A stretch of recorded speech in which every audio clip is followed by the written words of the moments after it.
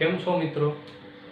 આજે આપણે જે ધોરણ 11માં જે ભૌતિક વિજ્ઞાનમાં જે વાત કરવાની છે ચેપ્ટર નંબર 3 જેનું નામ છે સુરેખ પથ પર ગતિ.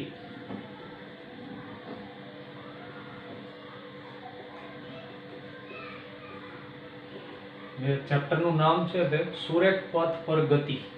પહેલા આપણે એનો મતલબ સમજીએ. સુરેખ પથ એટલે કે જે સીધી રેખામાં, એટલે એ વાત થઈ ગઈ સુરેખ પથ. અને ગતિની જો વાત કરીએ તો માનો કે કોઈ પણ પદાર્થ હોય એમાં સમયની સાથે એના સ્થાનમાં જે ફેરફાર થાય એને આપણે કહીશું ગતિ. તો આ વાત થઈ ગઈ. જે ચેપ્ટરનું ટાઇટલ છે તે સુરેખ પથ પર ગતિ, એટલે કે કોઈ પણ પદાર્થના સમયની સાથે, એ પણ ખાસ સમયની સાથે સ્થાનમાં થતું ફેરફાર એને આપણે પહેલા ગતિ કહીશું. તો પહેલા તો ગતિની વ્યાખ્યા લખી દઈએ કે કોઈ પણ પદાર્થના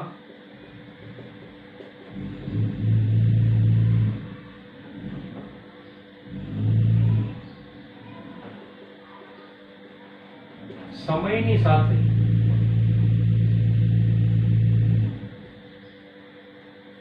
સ્થાનમાં થતા ફેરફાર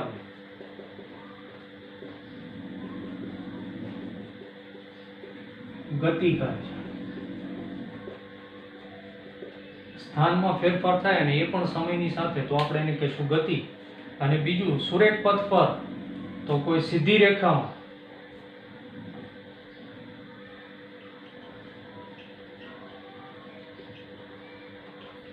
થતી ગતિ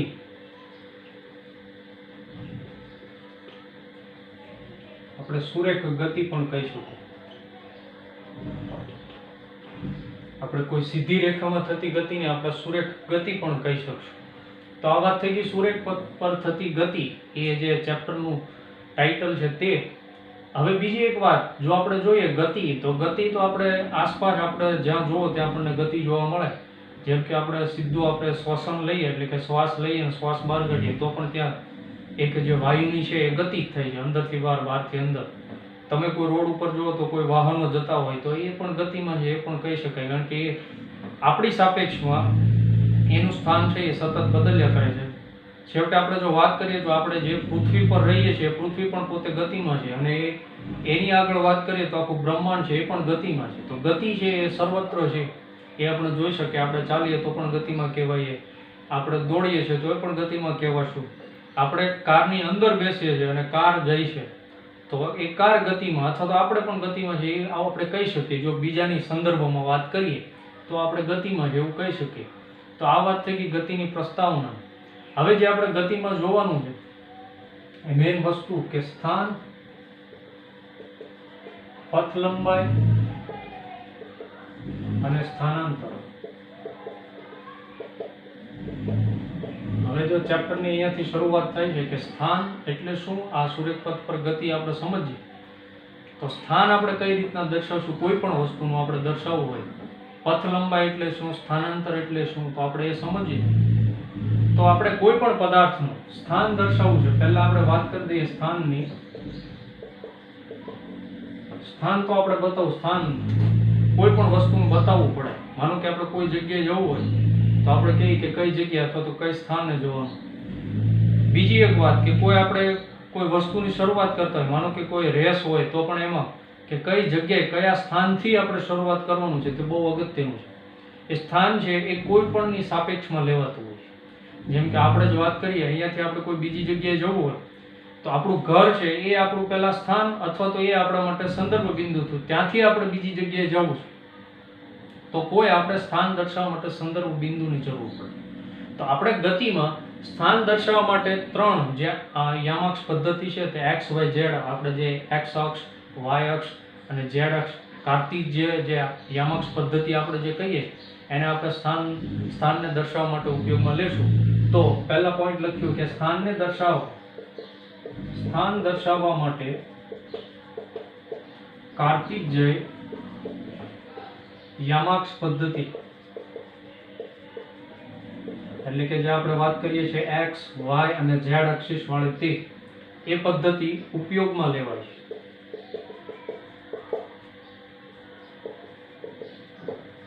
અને જે આ યામાક્ષ પદ્ધતિમાં જે એક્સ વાય ઝેડ અક્ષિસ વાળી જે પદ્ધતિ ઉપયોગમાં લેવાય છે તેમાં એક્સ અક્ષિસ, વાય અક્ષિસ અને ઝેડ અક્ષિસ જ્યાં ત્રણેય એકબીજાને છેદે તેને આપણે ઉદ્ગમ બિંદુ ઓ લઈએ છીએ. પણ એ આપણે ગતિમાં, જ્યારે ગતિમાં સ્થાનની વાત કરશું ત્યારે એ ઉદ્ગમ બિંદુ ઓ ને આપણે સંદર્ભ બિંદુ તરીકે લઈશું. તો એક્સ, વાય અને ઝેડ અક્ષોના છેદ બિંદુ ઉદ્ગમ બિંદુ ઓ કે જેને સંદર્ભ બિંદુ વડે લઈશું. એટલે કે જ્યારે આપણે સ્થાન દર્શાવવાની વાત આવશે ત્યારે એ જે ઉદ્ગમ બિંદુ જે ઓ આપણે કહીએ છીએ એને આપણે સંદર્ભ બિંદુ તરીકે લઈશું અને એ સંદર્ભ બિંદુની સાપેક્ષે હવે આપણે સ્થાન દર્શાવવું. જેમ કે માનો કે કોઈ એક પરિમાણીય ગતિ હોય, દ્વિપરિમાણીય ગતિ હોય. માનો કે આપણે કોઈ એક પરિમાણીય ગતિ લઈ લઈએ, માનો કે દ્વિપરિમાણીય ગતિ લઈએ.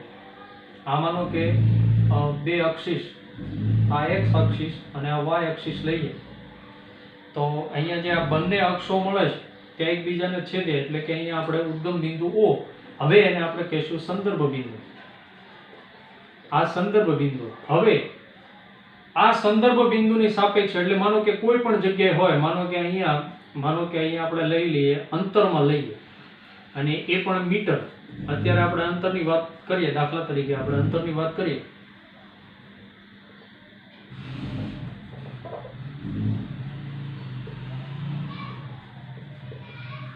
જો અંતરની વાત કરતા હોય તો અહીંયા 5, 10, 15, 20, અહીંયા પણ 5, 10, 15 અને 20 આ અંતર છે તે બધા મીટરમાં છે એવું આપણે લઈએ. હવે માનો કે કોઈ એક વસ્તુ અહીંયા આ જે P છે ત્યાં પડેલી છે એવું આપણે દર્શાવવું. માનો કે આનું સ્થાન દર્શાવવું તો આનું સંદર્ભ બિંદુ છે તે આપણે અહીંયાથી લેશું કે સંદર્ભ એટલે કે આની સંદર્ભમાં આપણે લેવું છે, O ના સંદર્ભમાં લેવું છે.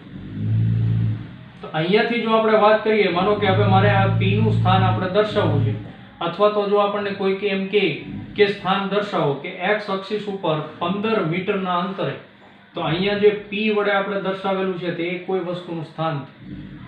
માનો કે અહીંયા કોઈ એક વસ્તુ છે, અહીંયા Q વસ્તુ છે, Q વસ્તુ એટલે કે અહીંયા Q પર એક પદાર્થ પડેલો છે. તો હવે આપણે એના સ્થાન બતાવવું હોય તો હવે જો અહીંયા x અક્ષિસ ઉપર વાત કરીએ તો અહીંયા, y અક્ષિસ ઉપર વાત કરીએ તો અહીંયા જો આપણે સ્થાન દર્શાવવાનું આવે તો xy માં જો આપણે એનું સ્થાન દર્શાવીએ તો x ઉપર માનો કે અહીંયા 17.5 લઈ લે અટકળો અને અહીંયા y અક્ષિસ ઉપર 15, તો આ થઈ ગયું એક q નું સ્થાન થઈ ગયું. તો આ વાત થઈ ગઈ સ્થાનની, કે જ્યારે આપણે ગતિની વાત કરતા હોય ત્યારે સ્થાન એટલે શું અને સ્થાન કેવી રીતના દર્શાવવું. હવે આ માનો કે બે અક્ષિસની વાત થઈ, કાર્તિજ્ય યામક્ષ પદ્ધતિ, માનો કે કોઈ ત્રણ અક્ષિસની પણ વાત કરીએ તો x, y અને z, અહીંયા જે ત્રીજી અક્ષિસ આવે તે, માનો કે કોઈ એક પરિમાણીય ગતિ હોય ત્યારે એક અક્ષ ઉપર કામ થતું હોય, માનો કે x, y અને બીજું આપણે એ પણ જાણીએ કે માનો કે આ તરફ જો આગળ જવાનું થાય તો આ બાજુની ઋણ x અક્ષિસ, આ બાજુ જો નીચે જવાનું થાય તો ઋણ y અક્ષિસ, એની મુજબ આપણે સ્થાન દર્શાવવાના હોય છે. તો આ રીતના આપણે સ્થાન દર્શાવશું, એની આપણે વાત જોઈ.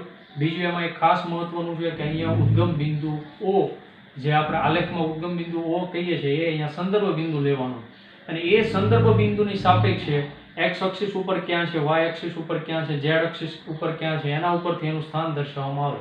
માનો કે અહીંયા x એક જ અક્ષિસની વાત કરતા હોય અથવા તો એક પરિમાણીય ગતિની વાત કરતા હોય તો અહીંયા કાં તો x અથવા તો y અથવા તો z, બે પરિમાણમાં જો વાત કરતા હોય તો x, y, ત્રણ પરિમાણમાં વાત કરતા હોય તો x, y અને z, એ પ્રમાણે એનું સ્થાન દર્શાવવામાં આવે છે.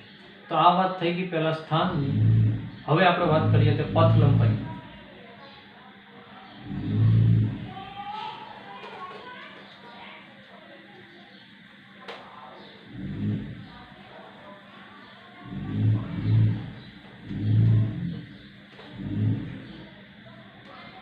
પથ લંબાઈની વાત કરીએ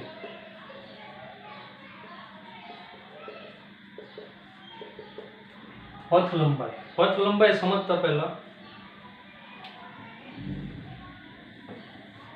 માનો કે કોઈ અક્ષિસ લઈ લેજે, અહીંયા સંદર્ભ બિંદુ O, આ બાજુની જે છે તે ધન x અક્ષિસ, આ બાજુની છે તો ઋણ x અક્ષિસ. પહેલા એક પરિમાણમાં વાત કરીએ માનો કે આ જે બધા અંતર છે તે મીટરમાં છે.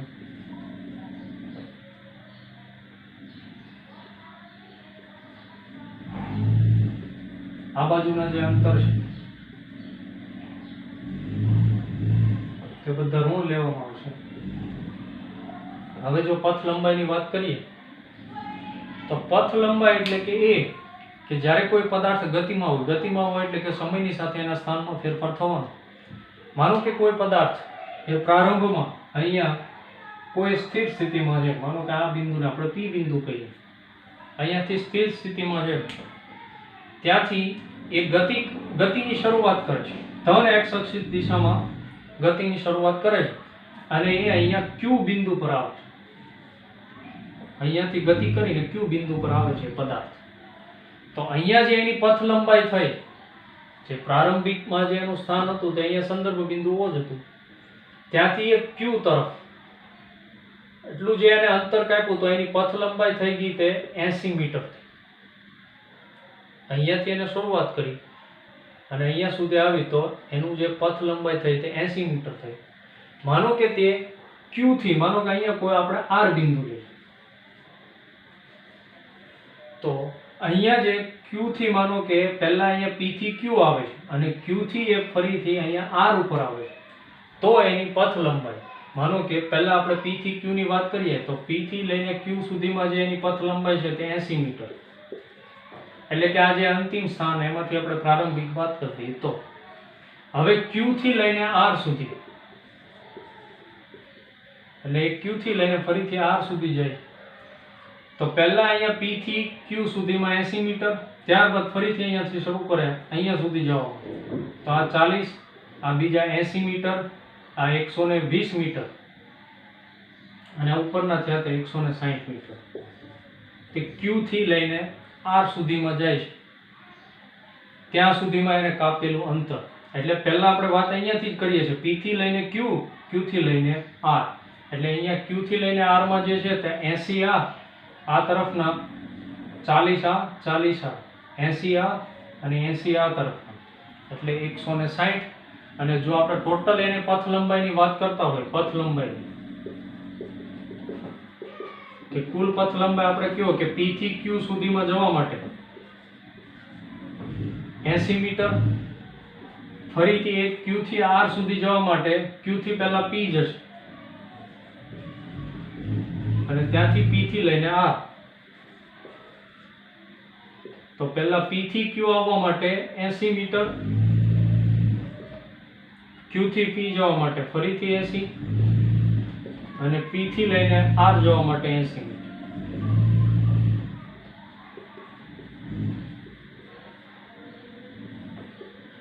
તો ટોટલ જે પથ લંબાઈ થઈ તે 240 મીટર.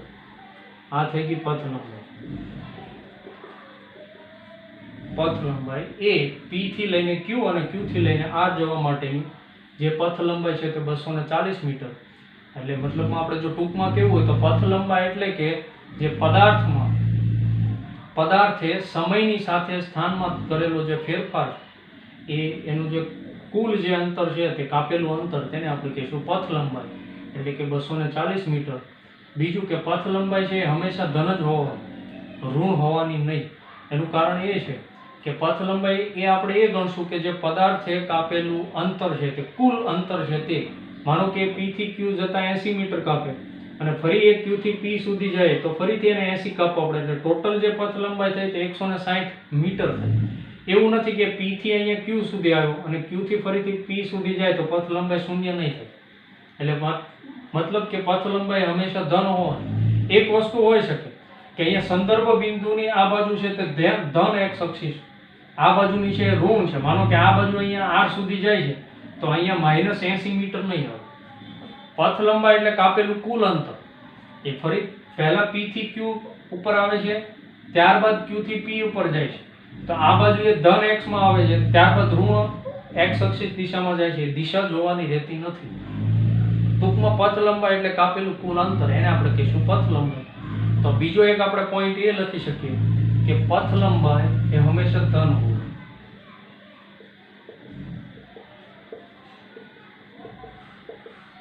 હંમેશા ધન હોય. અને બીજો પોઈન્ટ આપણે એ લખશું કે પથ લંબાઈ એ અદિશ રાશિ.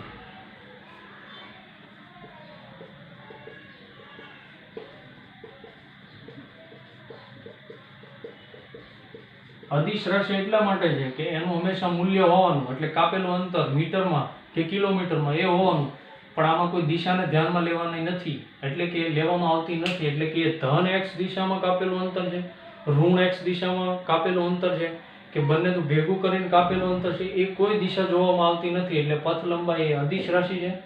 અને બીજું કે હંમેશા એ ધન જ હોવાનું પથ લંબાઈ. તો આ વાત થઈ ગઈ પથ લંબાઈની. પહેલા આપણે જોઈએ સ્થાનની, ત્યારબાદ હવે જો જોઈએ એ સ્થાનાંતરની. ત્રીજી જે વાત કરવાની છે તે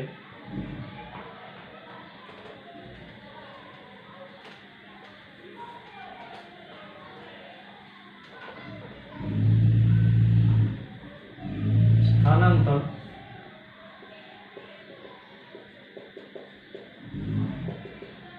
સ્થાનાંતરની વાત કરીએ તો એના માટે પણ સ્કેલ તો આપણે આ જ રાખશું સમજવા માટે.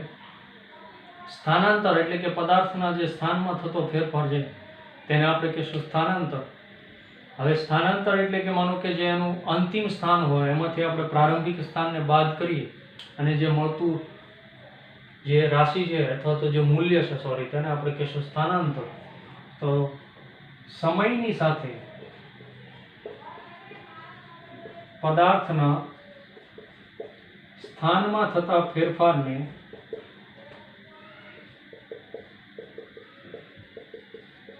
સ્થાનાંતર કરે.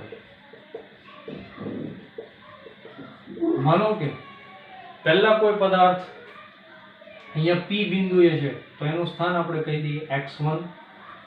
ત્યારબાદ એ P બિંદુથી Q બિંદુ પર આવે છે તો તેનું સ્થાન થઈ જાય જે બીજું અંતિમ સ્થાન, તેને આપણે કહીશું x2. અને માનો કે આ જે x1 સ્થાન છે તે t1 સમય છે અને આ સ્થાન છે તે t2 સમય છે. તો આપણે હવે સ્થાનાંતરને, સ્થાનમાં થતો ફેરફારને આપણે દર્શાવશું del x વડે.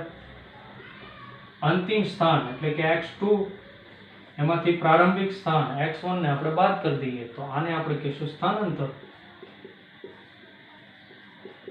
અને અહીંયા સમયનો જે થતો ફેરફાર એને પણ આપણે ડેલ્ટા t વડે દર્શાવીએ તો અંતિમ સમય છે તે t2 માઇનસ t1 એટલે આપણને મળશે સમયનો ફેરફાર. સમયની સાથે જે સ્થાનમાં ફેરફાર થયો તેને આપણે કહીશું સ્થાનાંતર.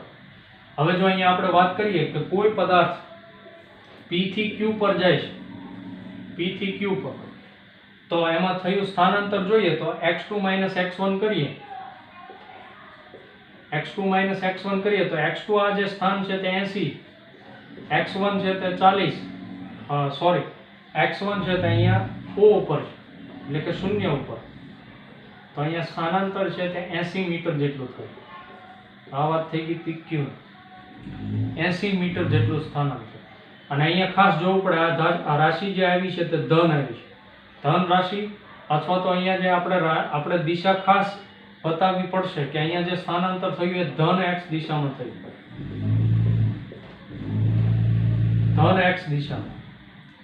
હવે જો ફરીથી વાત કરીએ કે એ P પરથી કોઈ પદાર્થ Q પર આવ્યો, ત્યારબાદ ફરીથી Q પરથી P પર ગયો, તો એ સમયમાં એ પરિસ્થિતિમાં જે સ્થાનાંતર થતું જે થાય છે એ શૂન્ય. ધારો કે હું આ તરફથી અહીંયા સુધી, આ જે બોર્ડ છે ત્યાં સુધી જાઉં, ત્યાંથી ફરીથી અહીંયા સુધી આવી જાઉં, માનો કે આ અંતર 1 મીટર હોય તો અહીંયાથી અહીંયા સુધી સ્થાનાંતર જે થયું તે 1 મીટર, ફરીથી ત્યાંથી અહીંયા સુધી આવું તો એ સ્થાનાંતર થઈ ગયું શૂન્ય. એટલે હું જે જગ્યાએ હતો એ જ જગ્યાએ આવ્યો તો એ સ્થાનાંતર થયું શૂન્ય. પણ જો પથ લંબાઈ ગણો તો પહેલા જે કાપેલું અંતર 1 મીટર, ફરીથી આ તરફ 1 મીટર, એટલે જે સરવાળો કરીએ તો એ થવાનું 2 મીટર. પથ લંબાઈ 2 મીટર થાય, પણ જો એ કિસ્સામાં સ્થાનાંતરની વાત કરીએ તો એ શૂન્ય થવાનું. તો હવે માનો કે Q થી P પર જાય છે તો એના માટે સ્થાનાંતર જોઈ લઈએ.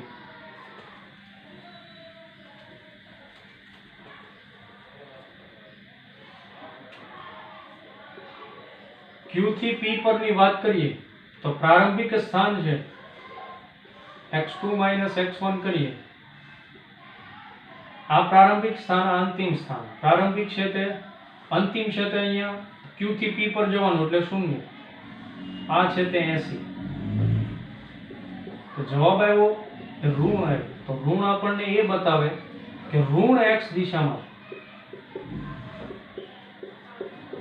એ જે ઋણ નિશાની બતાવે એ ખાલી દિશા બતાવે કે ઋણ x દિશામાં.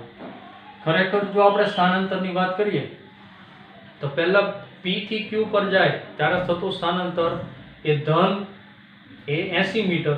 હવે ફરીથી q થી p પર જાય તો એ થવાનું ઋણ. તો હવે જો આપણે વાત કરીએ કે q થી p, p થી q પ્લસ q થી p, એની જો વાત કરીએ તો આ જે છે તે 80 અને આ બાજુ છે તે ઋણ. તો ખરેખર જે સ્થાનાંતર થશે તે 0 મીટર, એટલે કે જે હતા એના એ સ્થાને રહેશે. તો આ વાત થઈ ગઈ સ્થાનાંતરની. બીજી જે એક આમાં ખાસ વાત કરવાની એ સ્થાનાંતર એ સદિશ રાશિ. સ્થાનાંતર એ સદિશ રાશિ. સદિશ રાશિ એટલા માટે છે કે અહીંયા આપણે બે વસ્તુ ધ્યાનમાં લેવી પડે છે. મૂલ્ય પણ ધ્યાનમાં લેવું પડે છે, એટલે કે અહીંયા 80 મીટર થયું કે 100 મીટર થયું કે 0 મીટર થયું એ પણ આપણે ધ્યાનમાં લઈએ છીએ. અને બીજું કે અહીંયા દિશા પણ ધ્યાનમાં લઈએ કે ધન x દિશામાં થયું છે કે ઋણ x દિશામાં થયું. એટલા માટે સ્થાનાંતર એ સદિશ રાશિ છે.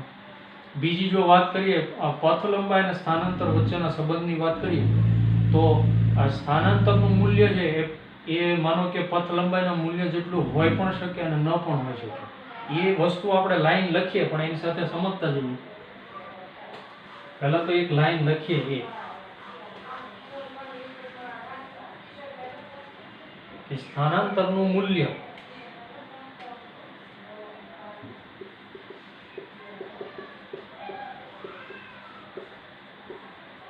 એ પથ લંબાઈના મૂલ્ય જેટલું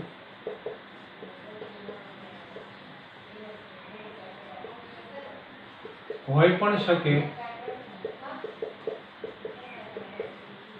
અને ન પણ હોય. લાઈન છે બે લાઈન, પણ સમજવાની વાત છે કે સ્થાનાંતરનું મૂલ્ય એ પથ લંબાઈના મૂલ્ય જેટલું હોઈ પણ શકે અને ન પણ હોઈ શકે. પહેલા તો હોઈ પણ શકે એ કેવા કિસ્સામાં તો વાત કરીએ. માનો કે કોઈ પદાર્થ પહેલા P બિંદુથી Q બિંદુ પર જાય છે. આ જે બધા અંતર છે તે મીટરમાં. P થી Q પર જાય છે તો પહેલા આપણે પથ લંબાઈની વાત કરીએ. પથ લંબાઈની વાત કરશું તો પહેલા P થી Q પર જાય છે. તો અહીંયા P થી Q પર જાય છે તો અંતિમ સ્થાન છે એ 80, પ્રારંભિક છે તે 0. તો અહીંયા પથ લંબાઈ છે તે 80 મીટર થઈ. આ પથ લંબાઈની વાત. પથ લંબાઈ 80 મીટર. આ હોઈ પણ શકે એ કિસ્સાની વાત કરીએ. હવે જો એમાં સ્થાનાંતરની વાત કરીએ, સ્થાનાંતર એટલે કે કોઈ વસ્તુ P થી Q પર જાય છે ત્યારે થતું સ્થાનાંતર. હવે અહીંયા અંતિમ સ્થાન છે, હવે x2 - x1 કરીએ. અંતિમ સ્થાન છે તે 80, પ્રારંભિક છે તે 0. તો અહીંયા જે સ્થાનાંતર થયું તે પણ 80 મીટર. તો આ આપણે વાત કરી કે એના જેટલું મૂલ્ય હોઈ પણ શકે. જો અહીંયા થાય છે, અહીંયા પથ લંબાઈ પણ PQ છે તે 80 મીટર થાય અને સ્થાનાંતર પણ 80 મીટર થાય. હવે ન હોઈ શકે, ન પણ હોઈ શકે એ કિસ્સાની જો વાત કરીએ તો ક્યારે ન હોઈ શકે? તો ન હોઈ શકે એની વાત કરીએ તો માનો કે કોઈ પદાર્થ છે P થી Q પર જાય છે પહેલા અને ત્યારબાદ Q થી P પર જાય છે. તો એ કિસ્સામાં પહેલા પથ લંબાઈની જો વાત કરીએ, પથ લંબાઈ પહેલા P થી Q જાય છે, ત્યારબાદ Q થી P જાય છે. તો પહેલા P થી Q જાય ત્યારે આપણે જોયું હમણાં જે પથ લંબાઈ હોવાની તે 80 મીટર અને ત્યારબાદ Q થી P જાય એટલે ફરીથી આ 80 મીટર, એટલે ટોટલ થવાનું 160 મીટર. આ પથ લંબાઈ કે P થી Q પર આવવાનું પહેલા અને ત્યારબાદ Q થી P પર જવાનું ત્યારે થાય તે 160 મીટર. હવે એ કિસ્સામાં આપણે જો સ્થાનાંતરની વાત કરીએ તો સ્થાનાંતરમાં આપણે એ જ પ્રમાણે પહેલા P થી Q આવવાનું, ત્યારબાદ Q થી P. તો જ્યારે પહેલા P થી Q આવે ત્યારે થતું સ્થાનાંતર એ ધન x દિશામાં 80 મીટર આપણે જોયું એ પ્રમાણે. અને ત્યારબાદ Q થી P જવાનું ત્યારે જે થતું સ્થાનાંતર અહીંયા 80 થી અહીંયા સુધી, ત્યારે સ્થાનાંતર તો 80 મીટર જ છે. પણ જો દિશાની વાત કરીએ તો એ ઋણ x દિશામાં છે, તો અહીંયા ઋણ નિશાની આવશે, તો અહીંયા 80 ધન 80 ઋણ, તો અહીંયા સ્થાનાંતર છે એ 0 મીટર થવું. તો એ આ બે લાઈન છે કે સ્થાનાંતરનું મૂલ્ય એ પથ લંબાઈના મૂલ્ય જેટલું હોઈ પણ શકે અને ન પણ હોઈ શકે. હોઈ પણ શકે આપણે આગળ જોયું, ન પણ હોઈ શકે. જેમ કે અહીંયા પથ લંબાઈ એક કિસ્સામાં 160 મીટર આવી, તો અહીંયા એ સ્થાનાંતર એ છે તે 0 આવ્યું. તો એ કોઈ પણ એવું જરૂરી નથી કે સ્થાનાંતરનું મૂલ્ય પથ લંબાઈના મૂલ્ય જેટલું જ હોય. એ છે વસ્તુ એ સાચી એ છે કે સ્થાનાંતરનું મૂલ્ય પથ લંબાઈના મૂલ્ય જેટલું હોઈ પણ શકે અને ન પણ હોઈ શકે. તો મેં તમને અહીંયા ઉદાહરણ દ્વારા સમજાવ્યું કે કયા કિસ્સામાં હોઈ શકે અને કયા કિસ્સામાં ન હોઈ શકે. તો આ વાત થઈ ગઈ સ્થાનાંતરની. આપણે જે પહેલાં વાત કરી તે સ્થાન, ત્યારબાદ પથ લંબાઈ, ત્યારબાદ સ્થાનાંતર, અને બીજી એક જે વાત કરી શરૂઆતમાં સુરેખ પથ પર ગતિમાં, કોને સુરેખ પથ પર કહેવાય. અને ગતિ એટલે શું કે સમયની સાથે સ્થાનમાં થતો ફેરફાર, એને આપણે ગતિ કહેશું. ગતિ પણ ઘણી પ્રકારની હોય છે. આપણે અહીંયા જે વાત કરવાની છે આ ચેપ્ટરમાં એ સુરેખ પથ પર જ ગતિ વાત કરવાની. બાકી ગતિ પણ ઘણા પ્રકારની જે પથ હોવાના તે અલગ અલગ હોવાના. તો આ વાત થઈ ગઈ સ્થાન, સ્થાનાંતર અને પથ લંબાઈ.